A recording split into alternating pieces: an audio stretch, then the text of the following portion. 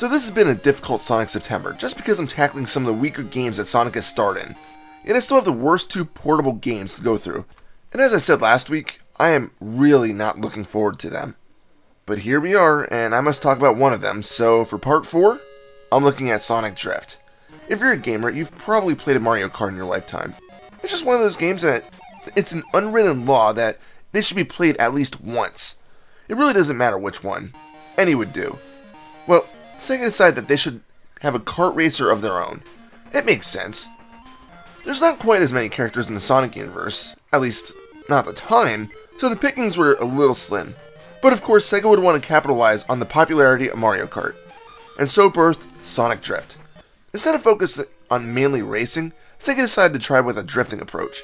Instead of simply turning on the track, Sonic and crew would drift around them. In the right circumstances, this could have worked. Sadly, these are anything but the right circumstances. I'm going to get the one good thing I did like out of the way before I start digging deep into the pile of shit that's in front of us. The music's pretty good. It's not lengthy or anything, but it does the job well, and it's not going to force you to mute the system. That's a plus. We'll take that here.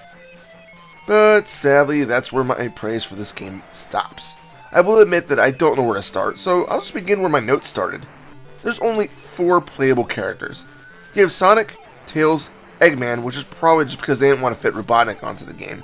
And also possibly because Eggman is the Japanese name for Robotnik, I think.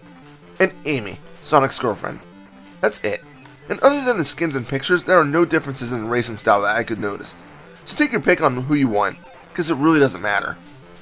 Right when you start the game, you'll probably think Mario Kart. There is a map above the screen, as opposed to the bottom like Nintendo's Racer.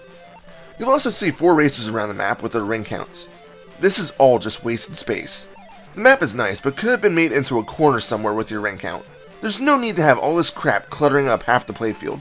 Speaking of rings, they're actually collectible in this game. You don't need to fight them like the 2D platformers.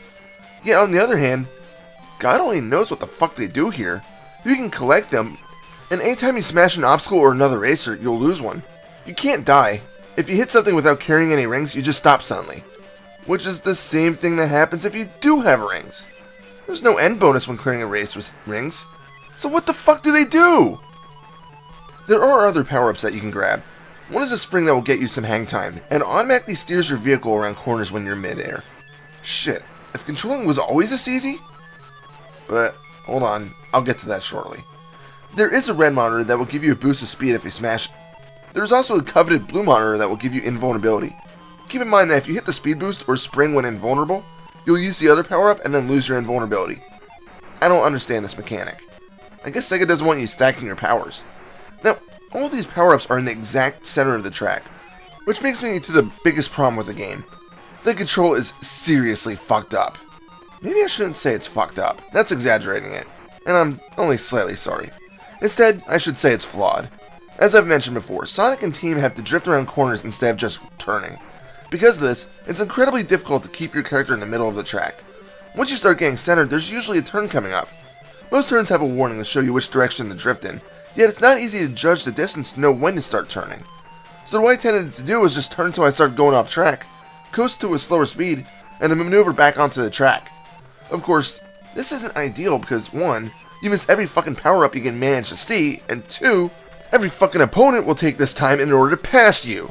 And don't let me forget to mention that there's enough obstacles on the side of the track, so that when you do turn, you're almost guaranteed to whack a road sign. When you get down to it, the drifting or racing itself reminds me more of Rad Racer than Mario Kart. Oh, and your opponents? They don't move out of your way.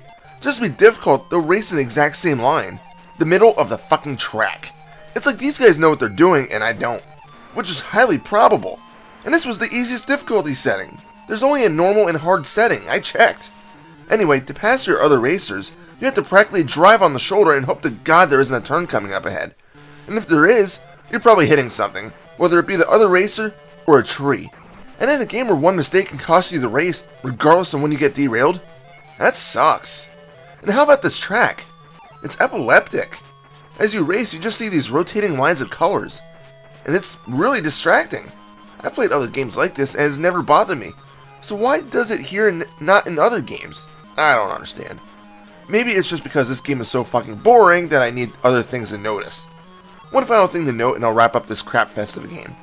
There are a total of 18 tracks, yet there are only 6 names for them. Instead, each circuit, which is based on a Chaos Emerald color, has a different layout to those 6 tracks.